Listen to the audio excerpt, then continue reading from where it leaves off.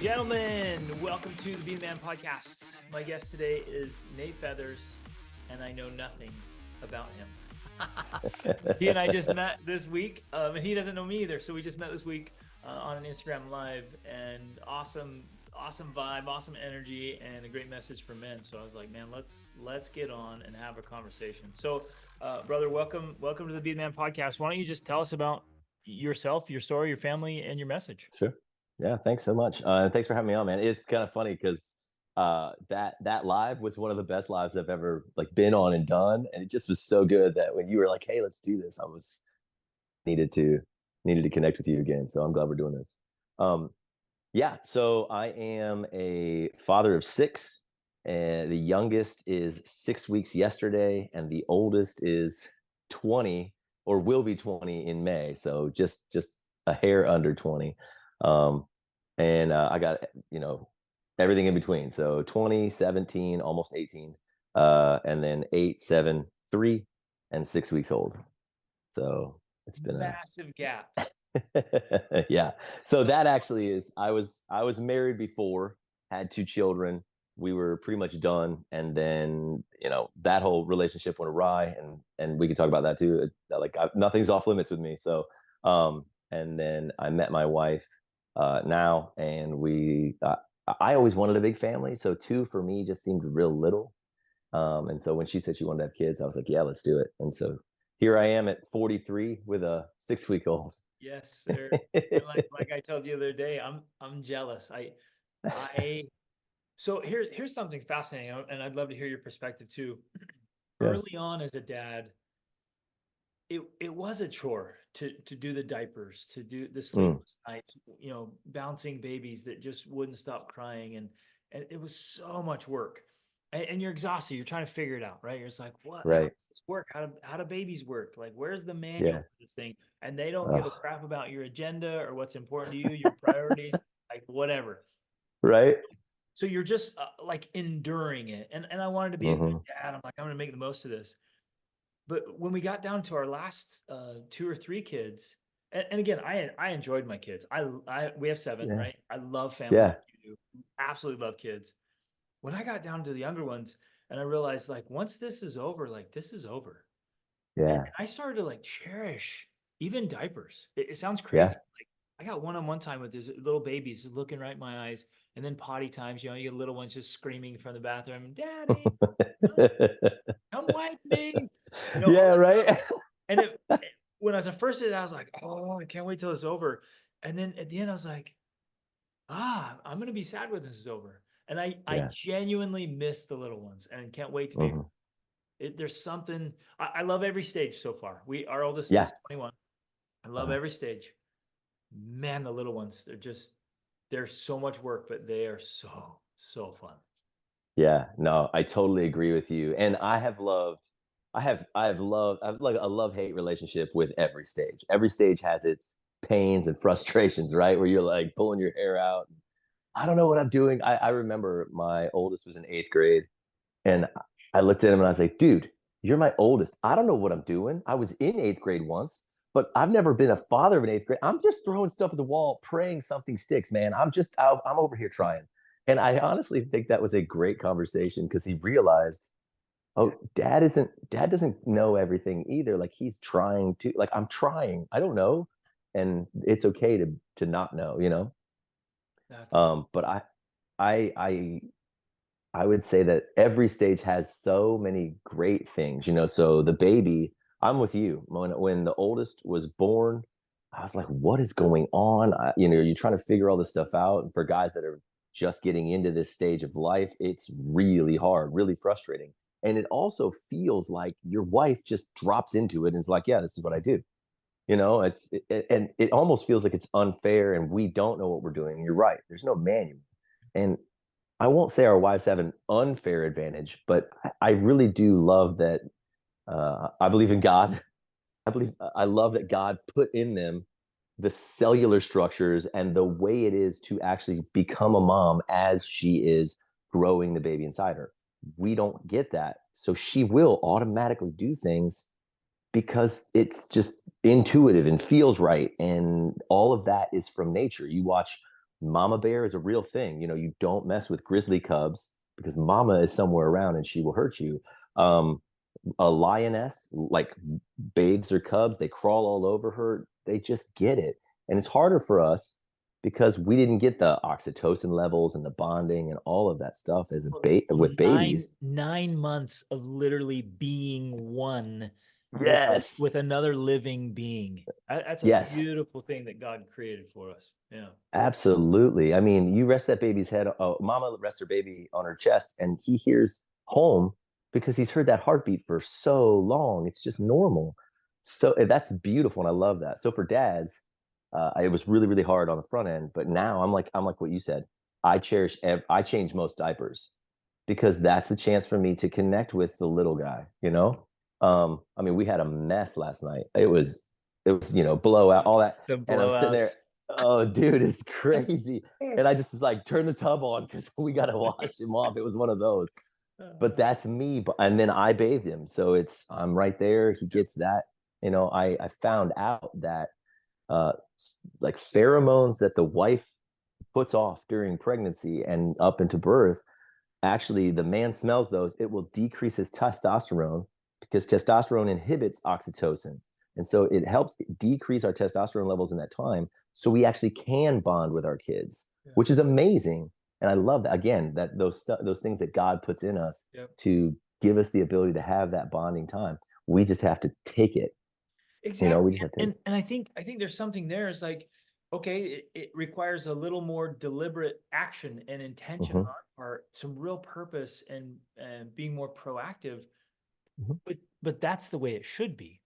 That Right. as men, like, no, this is my opportunity. I'm gonna step up to the plate for this. I'm gonna do whatever I have to Right. do. I'm gonna work on my own patience, my own stuff so that I can be a better man and lean into Hmm. this.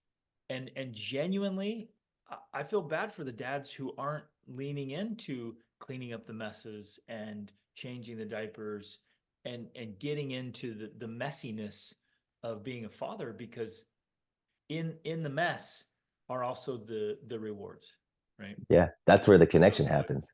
Yeah. Yeah. Yeah, I love that. Yeah. And then you step into like toddlerhood and they just love you. They want to be on you and all over you. Like they're just jumping all over.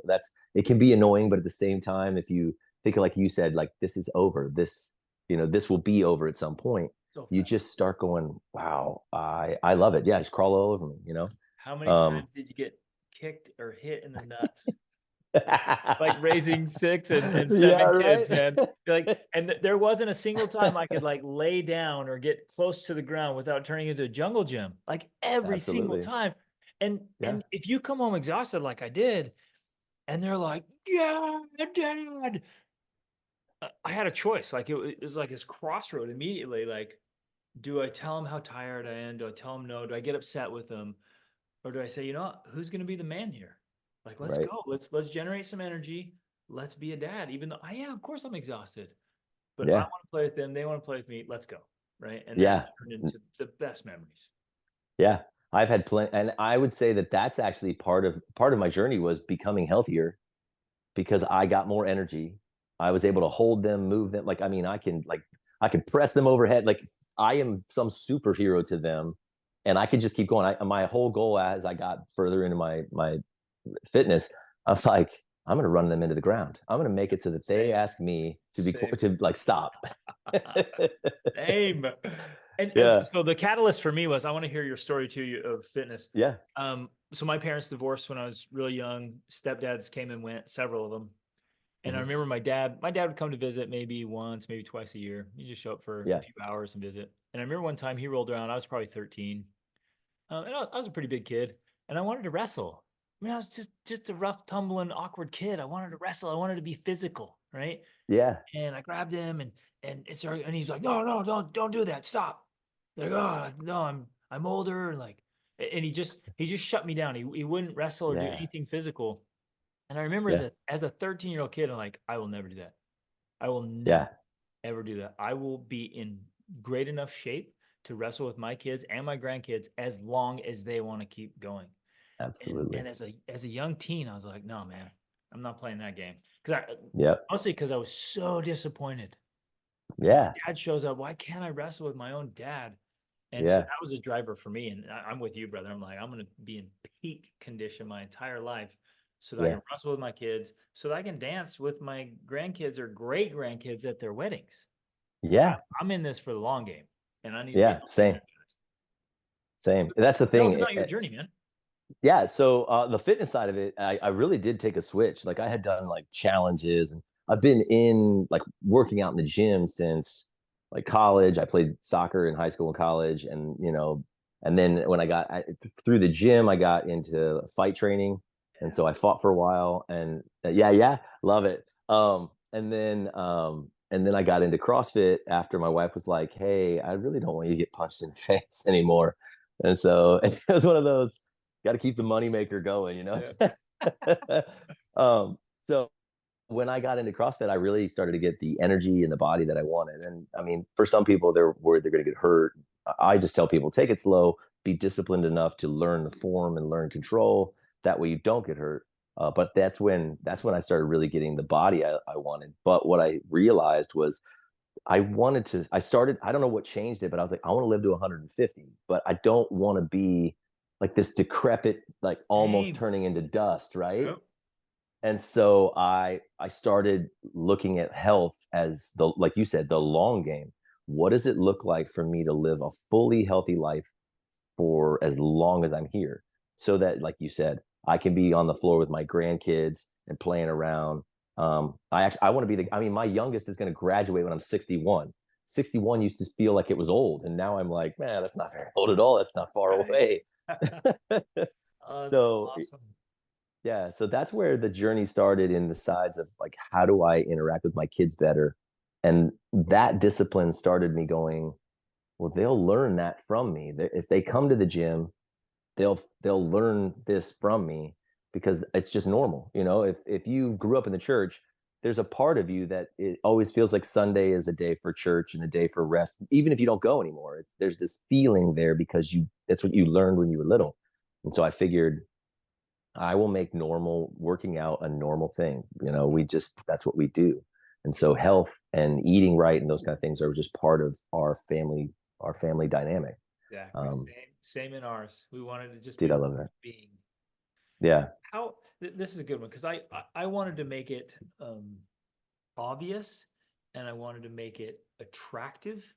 I think that's a key ingredient there, is you have to make it attractive, Mm, because some dads mhm. are doing the right thing, but the way they do it, the kids are looking at them like, I do not want to participate in Yep. that. That does not look pleasant or attractive.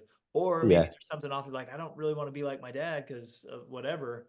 And so I missed Yeah. that. So I knew I wanted to make it obvious, make it a family thing, and make it fun.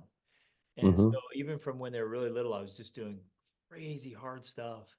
But I had to be smiling and laughing and joking around, be like, this kills. And I Yeah. love it. I'm having a blast. And my Yeah. kids were looking at me like, how? But now they're teens. Oh, bro, they will dig into a deep, deep challenge with me and just eat it I up. love that. Yeah, Just eat I it. love that. That's massive. Yeah, it's that whole concept of in CrossFit, I've always called it the fellowship of the suffering, right? So we get Yes. into this class and we're like cussing and hating our lives. And when it's over, we're like, man, that sucked. That I'll was see you tomorrow. awesome. That Yeah, kind of, exactly. And so I look at that for them is do hard things. I'll say it all the time. I'm like, we're feathers. We do hard things until they're easy, and then we find something else. I love this. And so Ours is Dennings do hard things. yeah, DDHD. We I Denning love that. ADHD. Yeah. Yeah. Yeah, that's awesome. And it makes them like we were talking on in that live where we were saying it makes them just go, "Oh, this is what we do." Like this is just part of life. We're teaching them. When you get them as a baby, they know nothing. So you literally have this wonderful ability to show them the world that they're going to believe in. And whatever you do, that's the world they are going to see. That So becomes we their might as well way of be being. It's the programming exactly. and the imprinting. Man, Yeah. So brilliant. when Absolutely. So when I realized that, and I can't say when that was, it's been it's definitely been inside of the past 6 years at least, where that really clicked in. And then I was like, that means that my own self-discipline has to take over, because I have to be the guy that goes, if I want them to read, they have to catch me reading.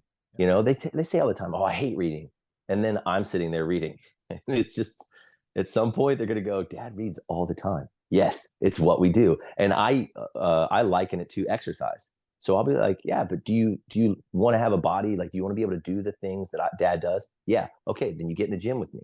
But exercise for your mind, that's reading. So you're working out your mind. Exactly. Get Yeah, in those books and do the mental workouts. This yeah, is a man. perfect lead in then to what are your other core philosophies you and your wife live by? Education, Yeah. health and fitness, keep going. Yeah. So again, this is one that I tell parents is very difficult, but I'm all for questioning.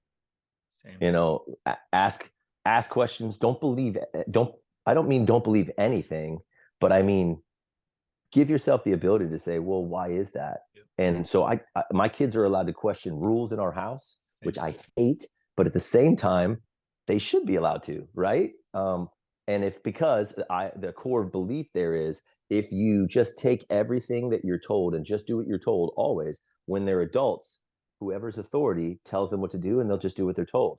Exactly. And honestly, living in the United States at this moment, I don't want that for my children. I want them to Exactly. question and I want them Man, to say, there's a lot of places around the world you're like, nah, right? please question authority, please.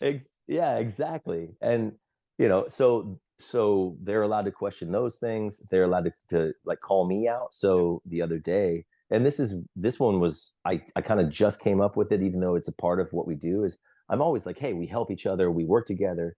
But Finley is my 8-year-old, and he is only a year and 6 days older than Wyatt, my 7-year-old, and he tends to tell Wyatt what to do all the time. It's really frustrating because I'm like, dude, just like get out of his ass, like stop, right? Um, so the other day he was doing something and Finn was all up on him, and I'm like, hey, we are on the same team.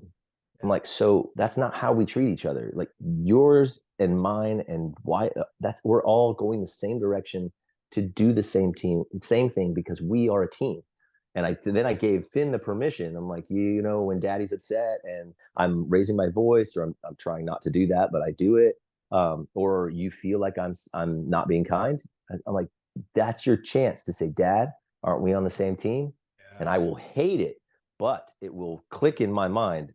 Yeah, he's not trying to go against me, just like I'm not trying to go against him. We're on the same team. And Exactly. that hopefully will continue to help them just do that. So same team, definitely. Love that. I want Yeah. to I want to kind of double tap into something you said a moment ago, that if we allow them, even invite them to question us and to Mm, question everything and to push back a little bit, it's more work for us up front. It's more frustration. It requires more thought from us. It requires more persuasion instead of mhm, do it because I say so, do it because mhm, I'm the boss around here, which mhm. doesn't fly. And you're like, okay, I got to walk you through this. I got to think about it. I got to give you a good reason. And our rule is if I can't give you a legitimate reason, then you don't have to do it. Right? And if I haven't Yeah. thought through it enough to be like, no, this is a legit reason, you don't have to do it. So it's more work up front. It's more burden, so to speak, Yeah. on us. But then later on, it plays out so well because they have learned how to think and how to Yes. lead themselves. They're autonomous. So literally by the time they're reaching their teens, they're making good decisions on their own. They're evaluating people and situations. And you're like, kudos, son. Way to go, daughter. Yeah. Like you handled that like a champ. I don't Yeah. have to worry about you being one of those iconic troubled teens. Like you're Yeah. owning this situation because I was willing to do the hard work early on and help you. Yeah, totally. Yeah, I have a friend who we were just talking about this. My best friend since I was 5 came down and visited this past weekend, and we were talking about his 12-year-old who is like, "Well, can we just do this? Can we just do that?" And he's like, "Dude, I said no. No means no." And I said to him, the hardest part about this is that I want my kids to do that Yeah. because no doesn't always mean no. I was in sales for years, and no is not No, always a no. It might no be a is the not right first step now. to a sale. Let's go. Yeah, exactly. So I said to him, I want them to know how to do that. I'm the like I'm the sparring partner at that point. So literally they got to beat up on me and I got to be able to take it so that when they go into the real world and they're asking questions, they're not afraid to get a no. They're not afraid to keep digging. And come at it at a different angle. But man, like I really want to say, dude, question everything. No doesn't always mean no, unless it's dad. Then I'm really serious, but I can't do that. I got to just take the hits, you know. Yeah, you can't. You're right. It's such a great point. You can't pull that card because we often want to pull that card and no, hey, I said I'm the dad, I'm the boss here. Like, no, we want to pull it because we don't want to go through the work of the negotiation. But we Right. have to be the other negotiator. We have to be the sparring partner. We have Yeah. to put in the work so that they get all the development to become Hmm. men and women of character and Yeah. competence. Absolutely. And sometimes I may not have a good reason, but I still have to stand and say this can't be done. So my oldest daughter is 17 and she has Instagram, I think, and she has TikTok. She is I co-parent with her mom. I'm not a fan of that stuff. So I mean, I'm on Instagram, but I'm an adult, right? And so I don't like that. But she's coming back saying I want Snapchat. And dude, I still to this day cannot say anything that I can't tell you the reason other than I don't like the feeling. Like Yeah. something about Snapchat feels sinister to me because everything can disappear and almost like you can hide what you're doing. And I told her, the only thing I can tell you is it's my job to say to keep you safe. And all of the red flags are going off Yeah. because of this. And I'm the only one standing between her and Snapchat. Her mom's already said she's cool with it if I'm cool with it. Like I'm the only one. And she is like, my friends are on there. That's how they talk. And I'm like, I don't care. I'm sorry. Like, and I brought up something at one point and I said, so what would happen if this happened? Like somebody pretended to be Kate and then it wasn't her and then she invited you out and then what? And now the messages have disappeared. And she's like, well, I would just text her to make sure it was her. And I'm like, well, then just text her, Text you her. know, like Exactly. No, and but brother, I think your reason is a great reason. That it just feels off. It yeah, feels dangerous. And if we can learn to articulate that well enough, be persuasive and influential, if we've earned a lot of respect with our kids, then you're absolutely right. There's times where you say, I don't know intellectually, maybe I can't walk you through this, but man, it feels dangerous. It feels wrong. yeah. And Go you try to just spell trust it me. out. Yeah. Yeah. And being able to say, just trust me. I mean, guys who do this, we have a lot more like we carry a lot more weight or we have a lot more money in the bank to say just so to speak to say listen I can't articulate it well, all I can say is I need you to trust me. And because I've been the practice dummy and let you beat me up and ask me questions and actually said times where I've said no and then I'm like yeah actually it's fine because I don't know why I'm saying no, Yep. because I've done that work and taken those shots. When I say please just trust me on this one, I have a lot more clout to say Exactly. that, Yep. you know. We got a huge the relationship bank account is not overdrawn. There's a Yeah. lot of deposits in there. Same thing. I can go to any one of my kids and be like, guys, I just need you to trust me on this one. Yeah. And because of that, because of all the deposits, because of all the work we've done in the trenches, every one of them will be like, okay, Dad, I got you. Yeah. Even if I don't agree, That's I got you on this one because of yeah. that. So you're spot on, brother. Yeah, that's massive. Yeah. You gotta make those deposits. Okay, keep going. Other core philosophies behind your message and your family. Yeah, so I keep coming back to, and I've refined it more and more because I've gone to the side of, and I don't call it gentle parenting because that sounds weak to me as a man. And so I know a lot of guys that have been like, yeah, I can't do that because it feels weak. Right. However, conscious manhood, where I think through things and I work things out in my mind and I question and I allow things to marinate, doing that and being able to say, yeah, I don't think I believe that anymore because of this new information, and being okay to switch views. Being a conscious man allows me to be a gentler father so that I can connect with my kids, right? So connection is the whole point. And so along the way, as in how I teach guys, is I'm going, the whole point is I'm looking to the end. What happens on my deathbed, right? I don't want them to be like, oh, like get a call from one of their siblings who lives nearby and says, yeah, dad died. And they're like, oh, okay, well, I guess I'll come up for the funeral. Or maybe I won't, you know, and I don't know their kids. And I don't want that. Yeah. But if I treat them poorly now, when I'm there, they won't want to be around me. Exactly. You know, I have 20 years with them somewhat in the house, but I could have 40, 60, 70 years with them outside of the house and all of their kids.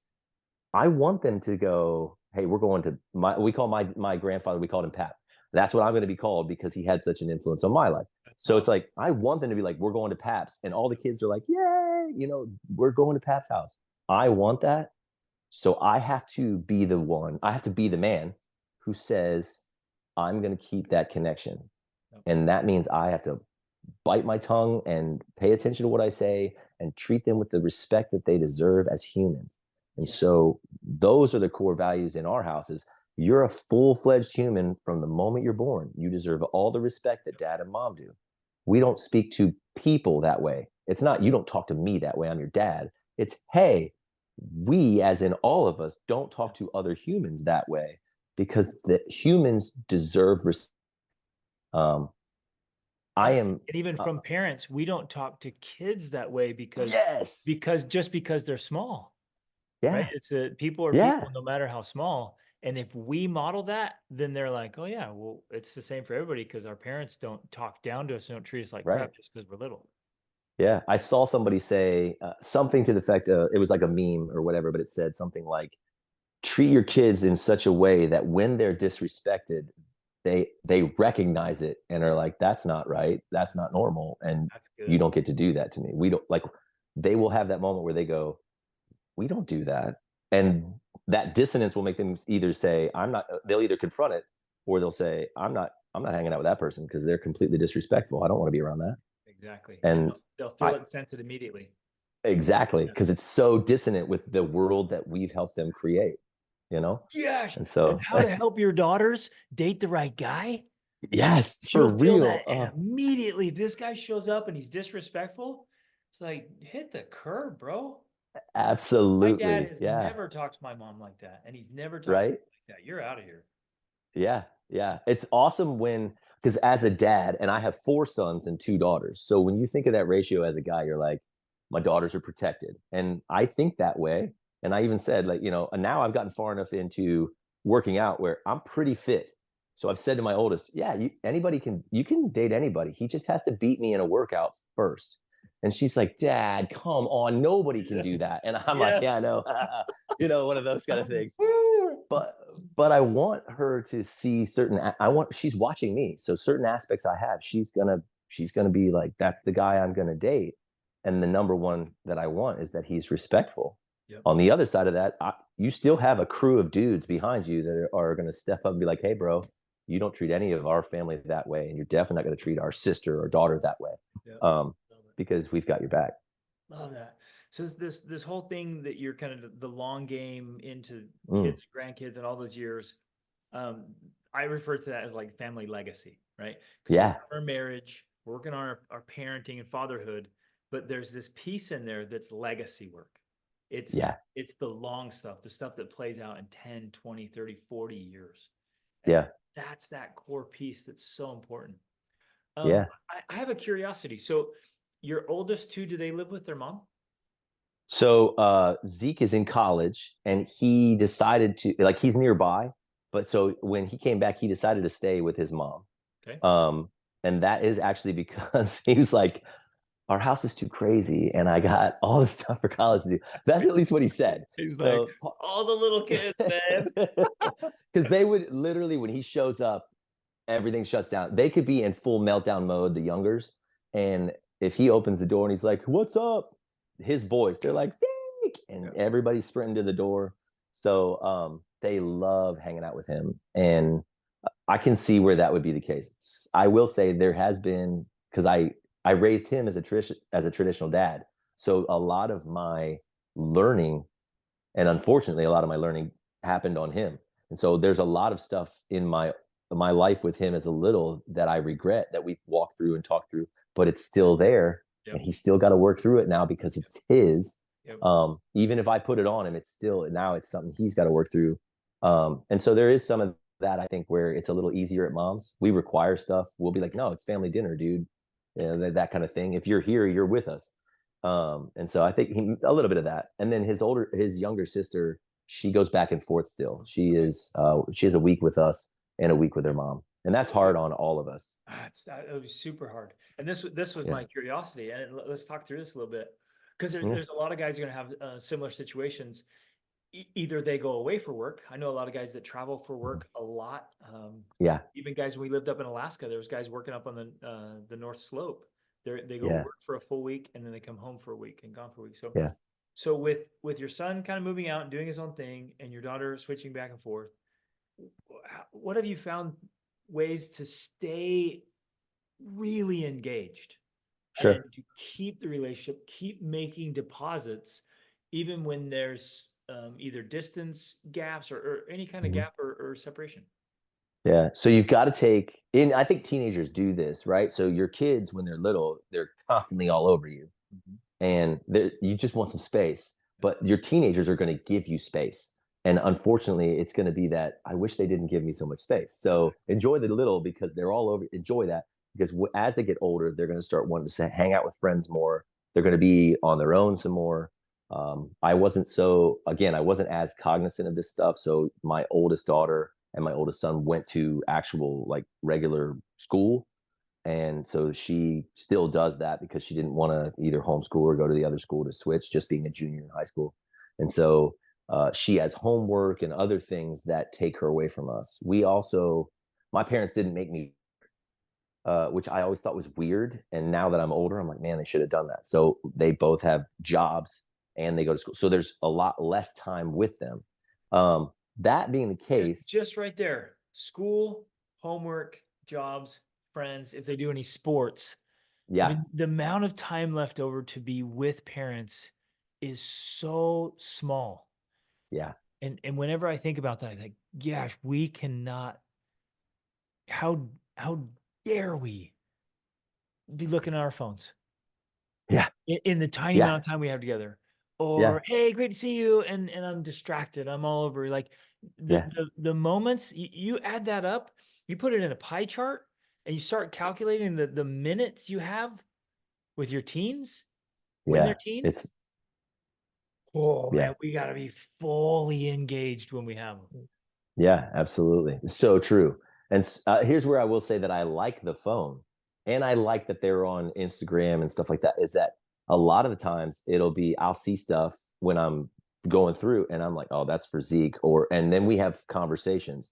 Or same with Amelia. I'll see something and I'll shoot it off to her. What I really do is we keep ourselves open for conversation.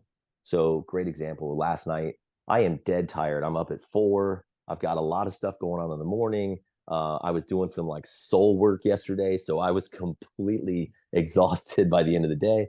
And she's having this conversation that is important, and I'm like, okay, hold my Yeah, eyes open, please, God. exactly. But yeah, like we can And do they this. start Like, just talking give at me, 11 or 12, and eh, you're like, dude. "Woo!" Exactly. They finally start talking Yep, at 11 o'clock at night. So now it's 1 o'clock in the morning. We're yep. still going through it, but I don't stop that. My wife Yeah. even said something to me last night. She's like, "Are you frustrated?" I was like, "No." I said, "It's hard, but I'm not mad at all. She needs to have those conversations, and we need to be available for them. This is Yep. just when they happen. Yep. So I'm just getting less sleep, and that's going to be okay. I'll just, I'll recover at some point. So any chance that they start talking, I like, what do I need to throw out? How do I pay full attention to this? I'm not always great at it, but I will say that the moment I recognize that this is a deeper conversation, I start trying to uncover more and just keep them talking to get down to the root. My wife is uber good at that. She has an intuition that she's like, that's not the thing.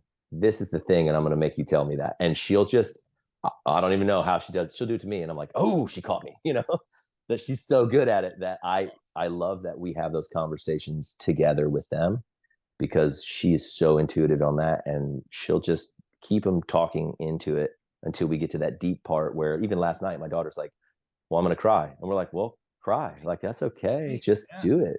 get it out. Yeah. I would say, hands down, one of the best ways to connect with our teens is to do what you just said. Just clear the space, the time, the mental, emotional, spiritual, whatever, clear it all and give them the chance to talk. Yeah. And sometimes And if you open up, they'll talk, they'll go. yeah, And yeah. let And them you go. gotta, that's exactly right. You gotta, she was actually having like a existential crisis, not last night, but a couple weeks ago. And that's normal, right? I mean, teenage girls are going to have multiple existential crises. But this one, again, I grew up in a pastor's house. Like church is a part of life. Like we believe in God. And she said something to the effect of like, well, why do we even have to believe in God? And instead of having a freak out session about why you're supposed to do that, and throwing all the reasons I believe that she should and all the logic and all that, I just said, don't. And letting her sit in that, she just started to rewind. Like, I was like, well, then don't believe in him. Like, I'm not here to make you do that. But it's so part of her that she also goes, wait, I don't think I want to not do that. And now she's talking and I'm just letting her go. I felt like a dad win in that moment because I know that back in the day, there would have been all sorts of, if I never would have said that. I never would have had those conversations with my parents. There was a lot of, it was more so like fear based. Like I just like want to keep my parents away from me. But with that, I gave her the ability to start working through it on her own. I'm not telling her anything, It's and powerful. And then, the the fear of a dad, like, but if I say don't, if I leave that door open as a possibility, oh, they might go there. But there's so much power, especially if you set the mhm, example and yeah, you're living, you've earned their respect, you're living a great life, and you say, well, just walk through it. Walk through yeah, it mentally, emotionally, spiritually. Just roll with it and see if it aligns with the kind of person you want to be. yeah, absolutely. And giving them the space to be that person. The teenage thing, I know you have older kids, so you're in a great spot to help guys out too, because and that's all honestly for me. I spend a lot of time talking about the littles because I'm like, this is where you build all the stuff you're going to deal with later. So build it well, so you don't have to repair it, that kind of thing. Exactly. Um, but with older kids, that's the stuff is I've done everything I can to build them when they're little so that they're confident and they're willing to ask all of those things. So when they're older and they're questioning stuff, you just sit there and yeah, and you're having a conversation with someone who can actually have a conversation. You know what I mean? And letting them work through that. Oh, that's big. Just catch that right there. Let them have a conversation with somebody who can actually have a conversation. Yeah. Man, I don't know if I've ever really articulated that, but like non-negotiable skill set there for dads. Be Yeah. capable of having meaningful conversations with your kids at any age and stage. And Yeah. that's something that has to be developed and worked on in practice.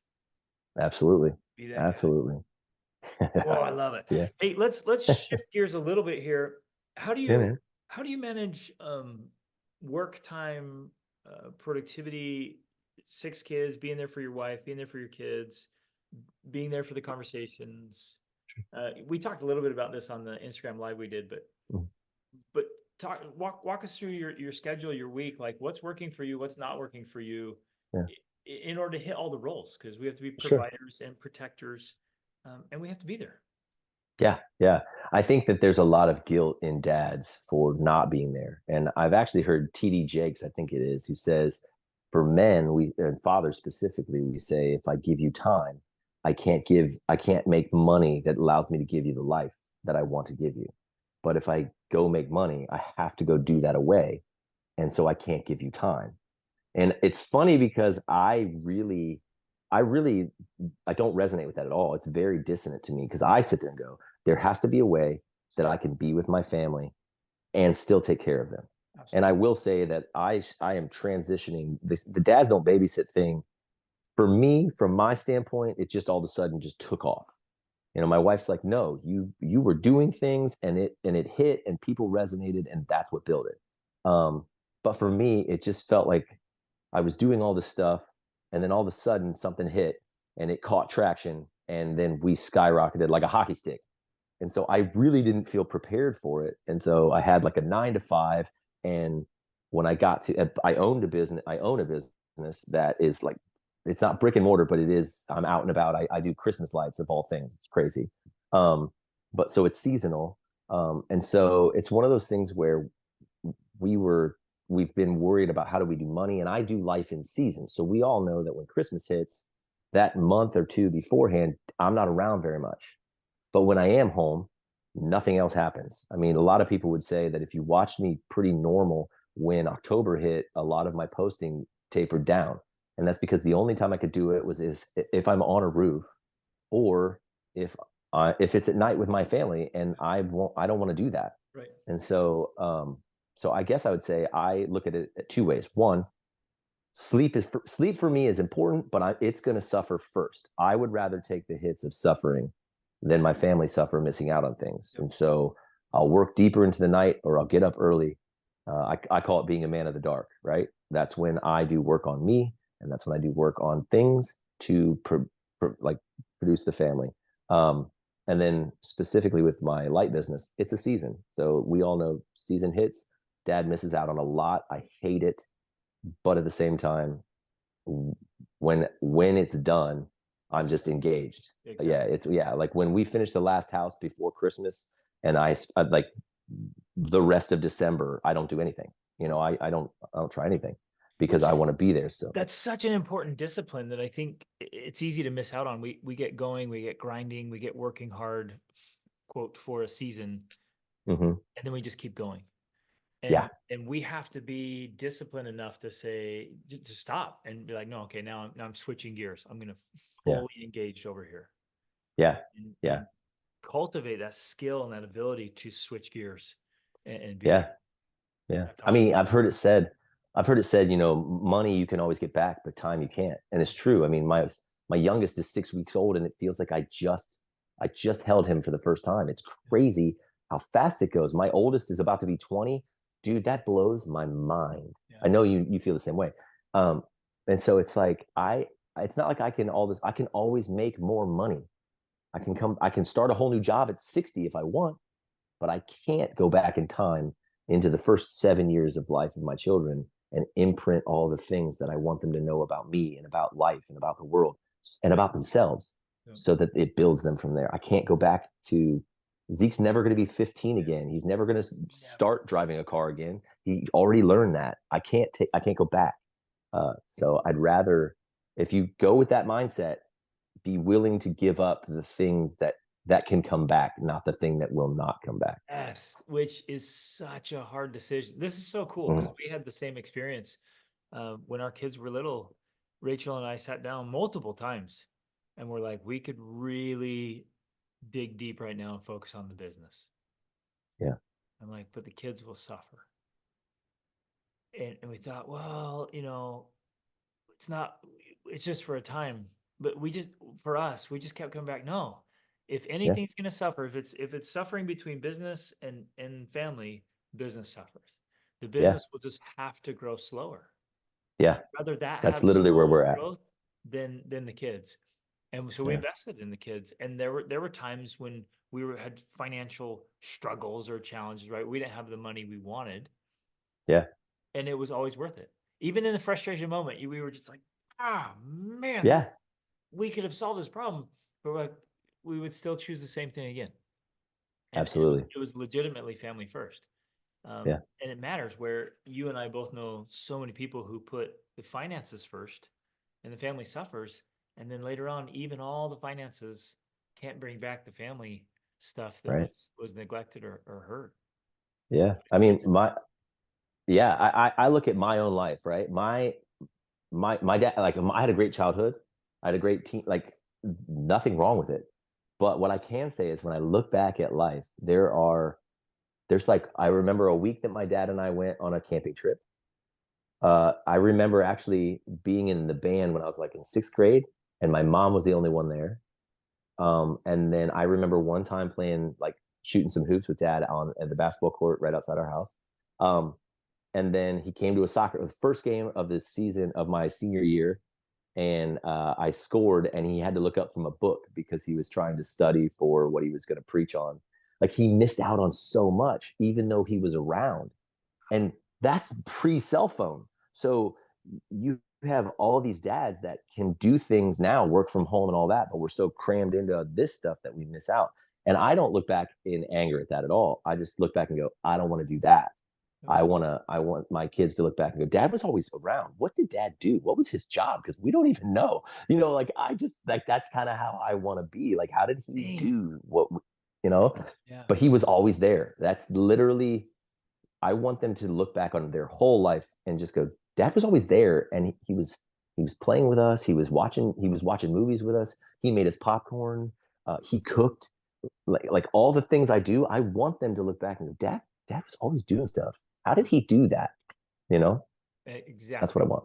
And mine was same conclusion, different experience. My dad was never there, and the stepdads were never there. Yeah. When I was out on my own at 16, I'm like, no, man, I'm always going to be there. Just like you, I'm Yes. always going to be there. We are going to stack memories like crazy. My kids look Yeah. back on their childhood, same thing. Man, dad was always there. We were always doing the most epic things. But like, and you and I are similar. You can think back of just a couple of really significant memories with our dads. I Yeah. want my kids to be like, dude, it's all with my dad. Like Yeah. Yeah. Dude, everything.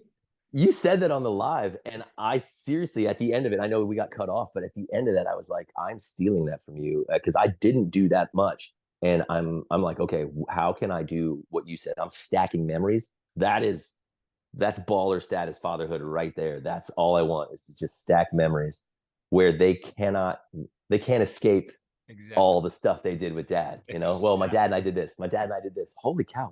When did Dad work? That kind of thing. Exactly. And I think it's important to point out because it was a total mindset shift for me to realize it's possible to be a phenomenal family man and a great businessman. Yeah. It's totally possible to maintain great fitness, great family, and great finances. Hmm. It's just optimization. That's kind of my thing. Is like it's whole life or holistic optimization. Just Yeah. optimize the things you need to do, and you can do all those things. Like Yeah. you don't have to be broke in order to have a great family, right? Or there's no way I can be fit, so I gotta just settle for the dad bod because I want to be with my kids and I want to work. Like you don't have to do Yeah. that. There's ways to pull this off. And Yeah. that's such an important reminder. You just have to figure out what works for you, right? For each guy. I, I love that. Honestly, you are so inspiring to me. I know in the two conversations we've had, I'm like, dude, I gotta like hang out with this guy. I'm coming to Portugal. Like that's the way I feel about it. But like you're so right. When guys, specifically on the fitness side of things, because I think discipline breeds discipline. So if you pick the one Yes. that you're actually going to see a lot of the results and possibly a lot of results early, I would say work on your body, work on your fitness. And the number one thing people say is, well, I just don't have time. And I'm like, I get up at 4 a.m. When do you wake up? And it's not because I'm trying to say that I'm better than you. I'm just saying that's the decision is I'm not willing to sacrifice fitness for whatever else. And I don't want to give the excuse. I don't have time feels like an excuse. And that being said, I know that there are nuances to that. So let's talk. But for the most part, if you're sleeping in until you absolutely have to get up for your job and you're sprinting out of the house, you're probably picking up coffee on the way or grabbing a muffin, you've already started behind the eight ball. Like Exactly. just shift, go get up at 5, go work out. Now you're home. You could make coffee instead of buying it and probably eat something a little healthier. And I know just from our conversation here, I know you understand this next principle about intensity. Mm. There's I don't know, I like to see things visually, like there's a knob or a lever for Yeah. intensity. And all you have to do is grab that sucker and just crank it. And I Yeah. know just from what you've said about your fitness and well, I know from martial arts Yeah. and from CrossFit, there's a level of intensity in there it's off the charts. It's not like, hey, yeah, we go to the gym consistently. It's we go Yeah. get a workout, see my buddies. It's like, no, we go in there and we put on the pain. It's true. Something happens in the heart and the head and the soul that changes a man, but it also gives us an advantage. So like, there's days Mm. where I'm so busy and I'm like, dude, there's no way I have an hour to work out. I have 10 minutes. Yeah. Most guys and most people are just like, well, it's all or nothing. If I can't work out, then I'm not going to work out. I'm like, no, no, Yeah. no, no, man. I could make you puke and I could put you in the fetal position crying for mercy in 10 minutes.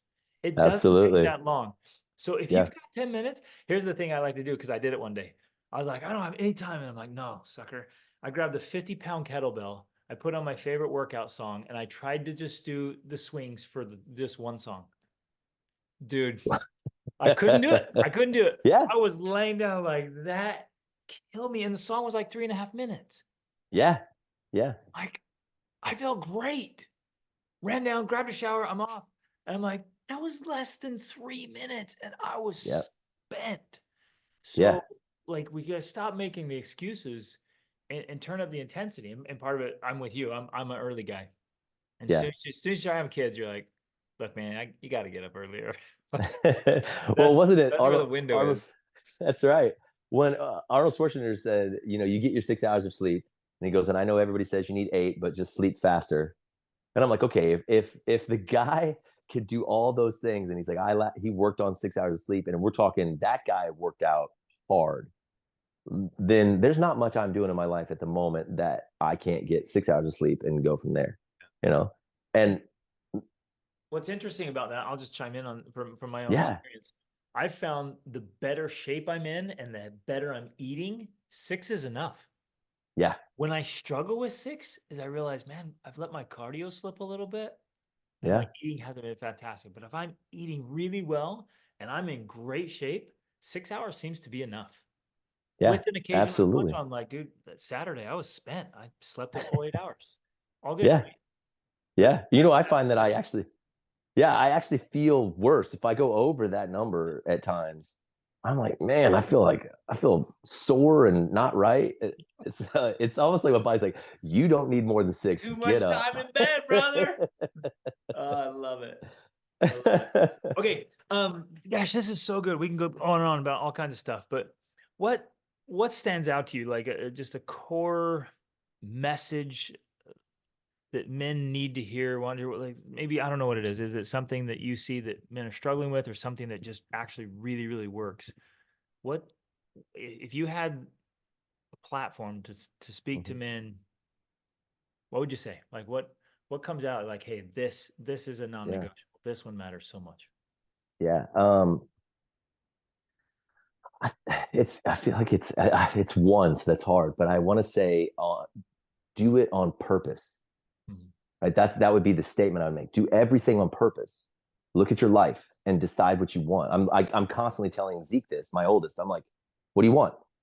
Do that. Right? Don't like he's going back and forth on I need to work and make money, but I want to do music. And I'm sitting here going, you live in an age where you can make money doing music online. Like you can write music, you can write one verse of a song and put it online. And if people like it, it will trend. And then you can write the rest of the song, put it out there. It's that kind of stuff where do your life on purpose. What serves you, but do it on purpose, everything.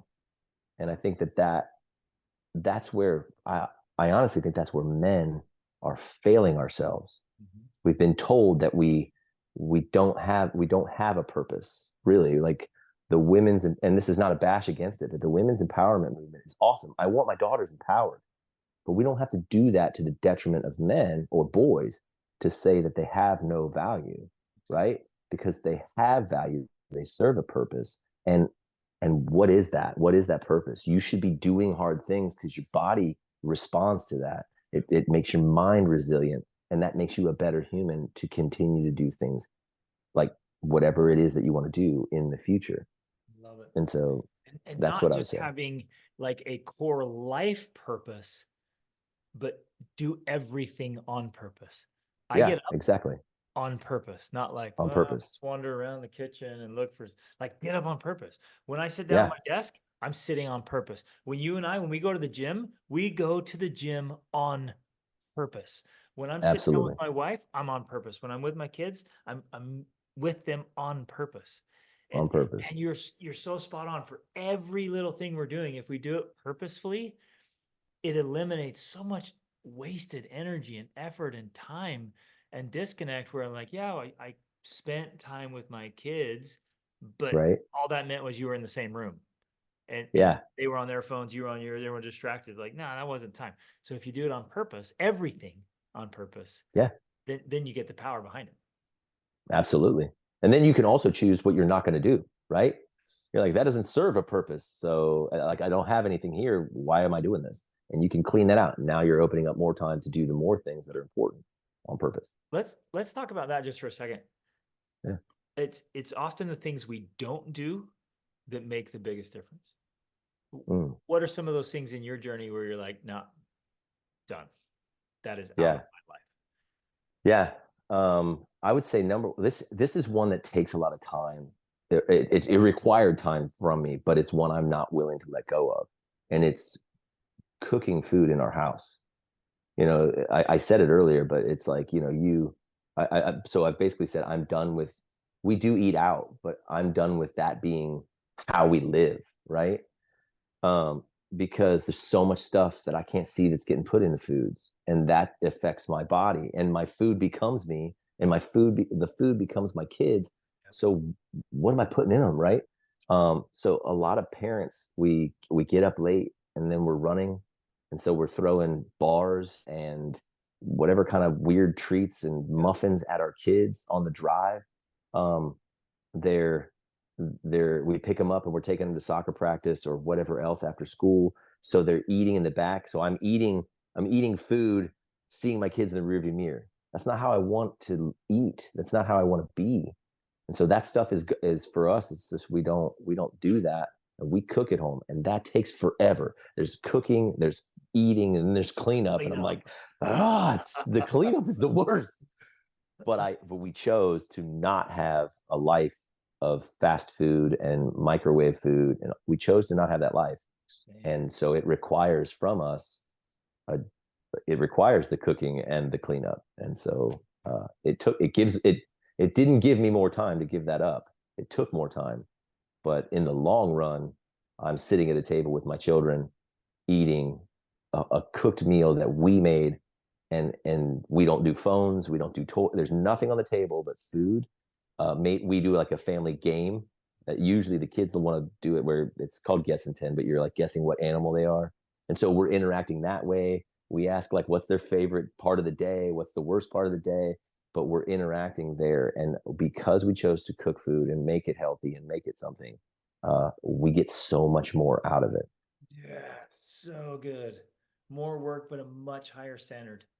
Absolutely. Eliminate the kind of the fast food family life. Yeah.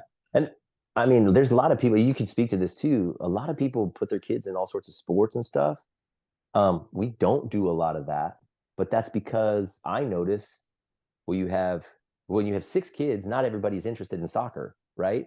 So now we've got, you're going to have dance, you're going to have soccer, you're going to have baseball, you're going to have softball, there's basketball, there's so many things you can do. There's piano, there's singing lessons. So now every night of the week is taken over, and I'm just, all I'm doing is like Sherpa. I'm the Sherpa for my kids, just taking them around everywhere. I'm just driving them, and I don't want to do that. Yep. You know? Love that, brother. Do not do the endless taxi driving. Yeah. You're way too busy. Yeah. Way too overscheduled. Yeah, same. We're the same on that too. That's great.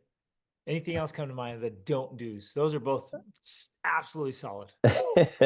And that's not a hit on people who want to do that stuff. I'm just like, but bring your it down. point is like, if it's going to get done, it has to be done effectively, where it's not a draw on the family. Yeah. And it's easy to walk through these things, think about them, just be objective about it, and take the things like, is this truly adding value to my life and to my family? And we absolutely have to get better at saying no to things. Yeah. Yeah. Because, well, when you say yes to one thing, you're saying no to everything else, right? So if you get really good at choosing what you're saying yes to, the no's come without even having to try. But a lot of times we just say yes to everything, and then we're crazy, trying not to say no to anything. You're so right. So right. Nate, this is awesome, brother. It's a great conversation, man. Tell the listeners where they can connect with you. Yeah, so I'm on Instagram at dads don't babysit. It's dads_don't_babysit. I tell people all the time, I check the hidden messages and all of that just to make sure I don't miss anything from anybody reaching out. I'm here to help. So questions or anything I can do there. I have a community of guys that can connect with me deeper there. All they got to do is DM me on Instagram to catch that. I'll send them the link for that, but connect with us there and go deeper in that fatherhood journey. And then Nate at dadsdon'tbabysit.tv is my email if they want to go old school and email me. Yeah, sweet. That's awesome. Fantastic. Nate, thanks, brother. You're an inspiration. Yeah, man. Thanks for what you're doing, and thanks for being an example of fatherhood. Thank you so much for having me, man. Seriously.